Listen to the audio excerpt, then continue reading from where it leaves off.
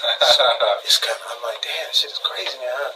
So what I did was, I would show up to the party in my in a little town car. This town, I grabbed a town car so I could skirt.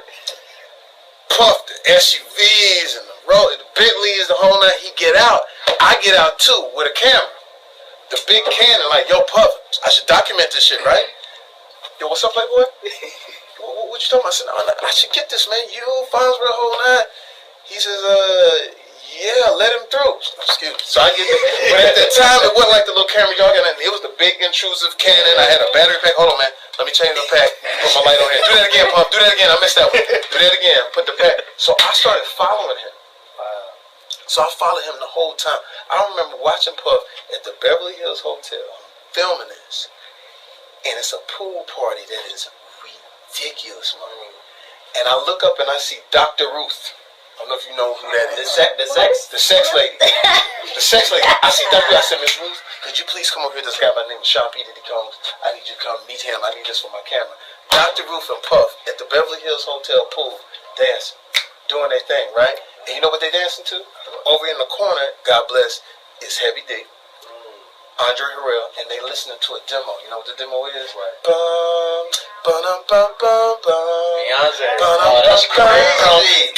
Wow. And then Andre Harrell, run that back. That's the one right there. That's going to be the one. You just missed that, the ordering of the champagne, the whole nine. Country, get this. If you call me country, I'm going to take country, get this. So I'm filming it. That's the one. That's the record right there. Run it back. Pun up. So Dr. Ruth, Puff dancing, right? All of a sudden I get this, and then I flip the camera this way. There's Demi Moore and some young dude. I don't know who the dude is. So I said, Puff, who that? Oh, that's the young cat. I asked him a question. I said, cool. So I asked Demi Moore. I said, is it cool if I? She said, sure, whatever. It was probably a wild night. Sure. So I watched when they first. Got together. So what happened was, I'm following Puff, and his parties were like amazing. We in Philly one day.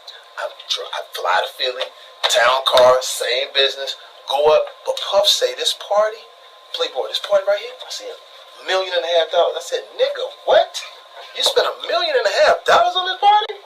I said, you come to my house, I'll throw you a party for $400, and it will rival this, not in scale, but the people there, because that's how I started.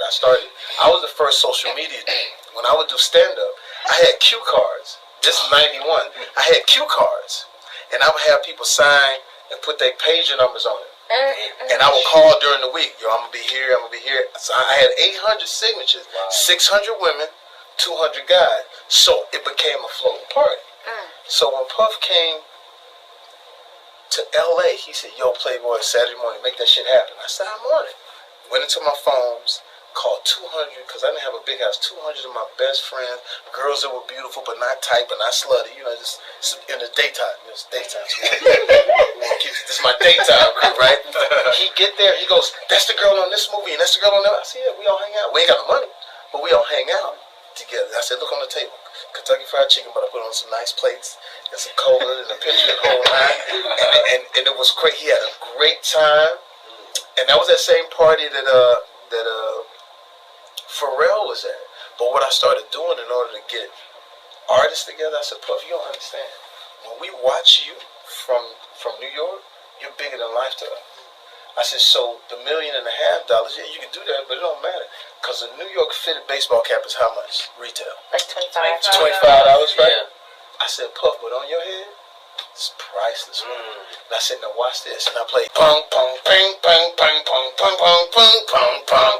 All these niggas was mad. They were like, I don't care, cuz. Fuck that shit, dog. Fuck that shit, dog. That motherfucker. I said, look, you got these LA niggas gone. And it was moments like that. It was like, and then I had a studio in the back. So every time somebody would come over, I would ask them to drop music there. Puff, soon, because I wanted to get in the music business. But we also started doing this thing called New Music Hour. So any person that came to the house that had a song or could do stand-up with it, you could perform. No one was allowed to boo or nothing like this. Watch who benefited from it. Nick Cannon used to sleep on my couch. Wow. 13 years old. he be in one part of the house. He like, nigga, go back in there. You can't, go back in there. You can't come in there. He be like this, right? He slept on the couch. Ed Sheeran was the latest. Ed Sheeran slept. Wow. Ed Sheeran, my new house. Ed Sheeran slept on my studio floor for 6 weeks. Working on that shit. 6 weeks. So what we do, like I said, what's great about what we do is that we have. I had Anthony Hamilton. I remember Anthony Hamilton had he said, man, nobody want to hear me sing. I'll go watch it. I would go follow him and watch him sing in places. I'd be the only one in there. It was like he had to sing at this one little open mic thing, and he was singing. I'm like, sing, Anthony! Let the Lord use you, Anthony! Sing, son, sing! I mean, it's great. So the last one we had, I'm going to tell you the ones that we had that was amazing. And then I'm going to go. When Drake hit, I'm in the Bahamas, baby. I'm in the Bahamas. My sister hit me. My sister, she here, dark skin, always in touch. Nigga, you need to get this Drake. I said, I hit the internet. I said, oh, nigga, I'm in my robe. I grabbed some wine. I said, I forgot to call you on your birthday. I said, I gotta find that dude. So Breon finds him. We actually do a song together. But I was watching him, and I took him on when the redheaded guy took over for Jay Leno. Conan. I took him on Conan. I said, Conan, you don't know who this dude is. I said, his name is Drake, and 2 girls and all that. I said, y'all up on it. He about to be the big dude. So when Drake rolled out his thing, his first album, I said, Drake, I'm going to do a thing for you. My house is called New Music Hour, and I call this On My Balcony. I want you to come get on my balcony. So what do you mean? I said, don't worry about it. You'll see. I said, the SUVs will pick you up, bring you to my house. Now I got a bigger house. It's like 40 acres. Women showed up to the party at 3 in the afternoon. Bus pulled up. 30 girls get out. Bus pull up. 40 girls get out. Crazy. I said, well, ladies, he's not going to be here till like 11 because BET time. So we won't be here till 11. We'll wait. It was BET because it was BET Awards. Oh, okay. We thought you were done. No.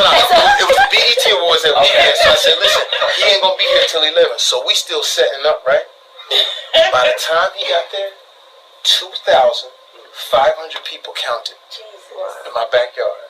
When he drove up the driveway, we had a drive-in movie theater poster of him and this artwork. The smooth one with the cut, the peacoat, the shit right. You know what I'm saying? No smiles. It's just the motherfucking right. He drive up with all his boys, and it's funny when before you get your money, everything is too big. Like his Letterman jacket was, he was like, oh man,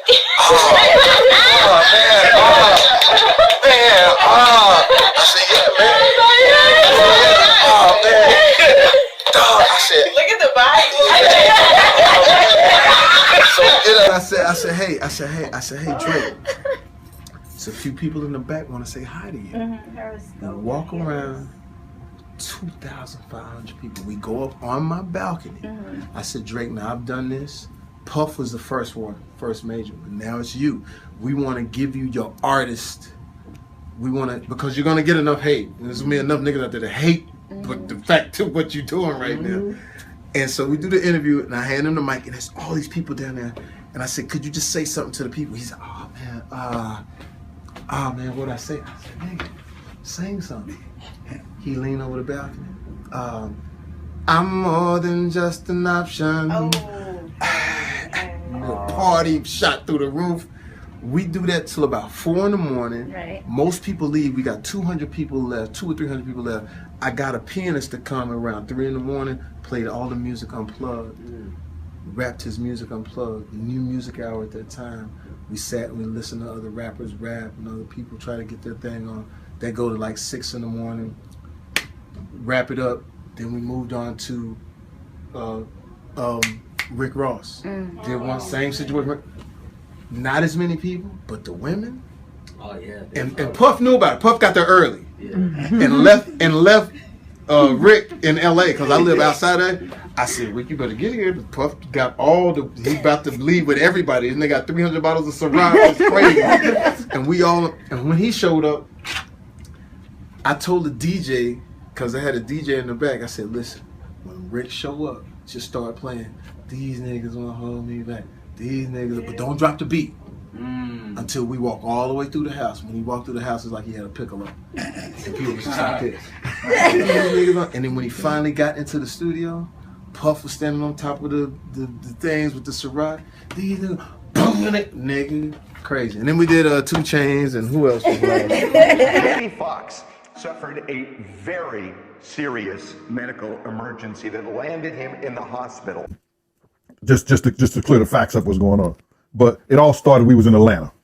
And this story starts when I'm with Puff and he's in the exotic bookstores and he's doing shopping, right? He's shopping, getting his stuff and everything like that. So, you know, this is the first time I was ever in an exotic bookstore with Puff. So, you know, I'm giving him his space. He's taking things off the shelves and stuff like that because they gave him a brown paper bag. When they gave him a brown paper bag, he was just putting stuff in there. So I said, damn, you know, he got to go put it on the counter and, you know, show everybody what he's getting. So as he's going, I'm just looking at the places where he's picking stuff from. So there's one point he picked up some things from up here on my left side. And then he picked like quite a few of them down. I'm like, okay. He put them in the bag. So when I went by there and I looked up there and it said butt plugs. And I was like, hey, yo, I was messing with him. Because people don't understand, you know, we was like friends. He was a part of the same gang. So I'm still going to tease him. I'm still going to mess with him and everything like that. I could do that. It wasn't just no security thing. So I said, yo, what are you getting this for? And it said butt plugs. And he was like, yo, can I do my shopping by myself? I said, yeah, you can do it by yourself, brother. And he started walking and everything like that. So when he got I just waited at the counter. So when he got to the counter, he didn't even have to show the guy nothing. He just gave the guy a wad of money. I mean, like he gave the guy a stack, something like this. And Puff wasn't the dude that carried no 20s and no 50s and nothing like that. And I mean, like, he just said, boom. And we walked out the store. So we had to leave Atlanta and go to North Carolina for a show. You understand? And it was him, this rapper, Sarah, and this other girl. We all got on a G5 jet and we flew to G4 jet and we flew to North Carolina. So later on that, I think that afternoon, same day, this rapper and him, they all in the room together. You know, it's Sarah, the girl, Puff, and this dude, this rapper. So I'm here at the door and stuff like that. Like, yeah. So then next thing you know, somebody rang the doorbell. We had the presidential suite where we was at. So I opened the door and the dude said, yo, I'm here for my cousin. I said, who your cousin? He said, Ja Rule. I said, well, he busy right now. He said, he busy doing what? I said, he with Puff. They're in the room. They busy. They don't want to be bothered. He said, well, I'm going in there. I said, bro, you ain't going in there because he told me they don't want nobody to be bothering them. He was like, yo, I don't care, man. I'm going in there. That bull like that. I said, yo, bro, Jesus Christ had to come down here and take the air out of my body before you get in that room right there. Watch. He tried to bum rush me. I grabbed him and threw him against the piano. When I threw him into the piano, Puff and Ja Rule runs out the room. Puff got his towel, Ja grabbing his towel, but they butt the naked. And so then Ja was like, yo, what's going on? Yo, Jay, that's my cousin. He know me well. You know, and Puff was like, yo, Jay, what happened? I said, he tried to get in the room. I told him he couldn't get in the room. And he was like, Puff looked at Ja. He said, yo, Ja said, you didn't want to go in that room because there's a lot of freaking going on.